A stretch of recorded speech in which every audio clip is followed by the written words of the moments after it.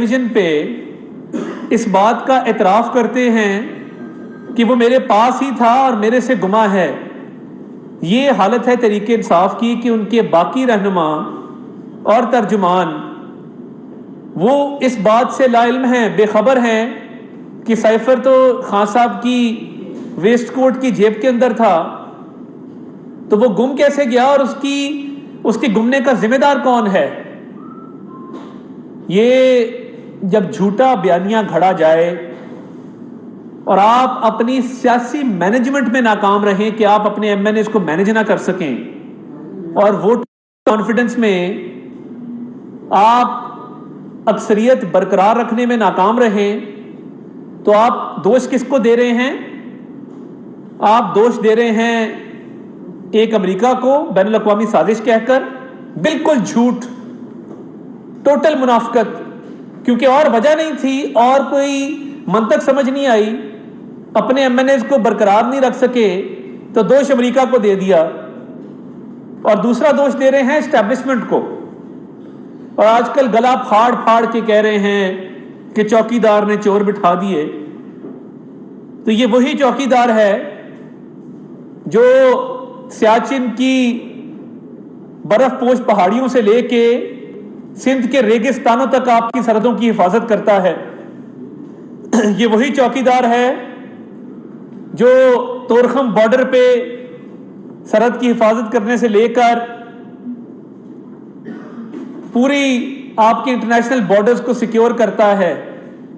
یہ وہی چوکیدار ہے جو سیلاب متاثرین کی امداد کے لیے اپنی پوری فورس کو بھیجتا ہے اور پاک فوج سارے سیلاب متاثرہ علاقوں میں اپنے پیشہ ورانہ امور انجام دیتے ہوئے آپ کو نظر آتی ہے. آپ کا کیا اتنا قد ہو گیا ہے، آپ اتنے بڑے ہو گئے ہیں کہ آپ چوکیدار کے قد کے برابر آ کے بات کریں؟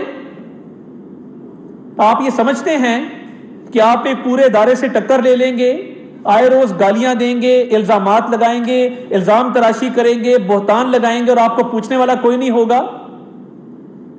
یہ چوکیدار تب تو آپ کو بڑا اچھا لگتا تھا جب آپ اپنے کام ان سے لیا کرتے تھے اور آپ ووٹ آف کانفیڈنس کے لیے بھی منت ترلا کرتے تھے کہ مجھے ووٹ آف کانفیڈنس چاہیے.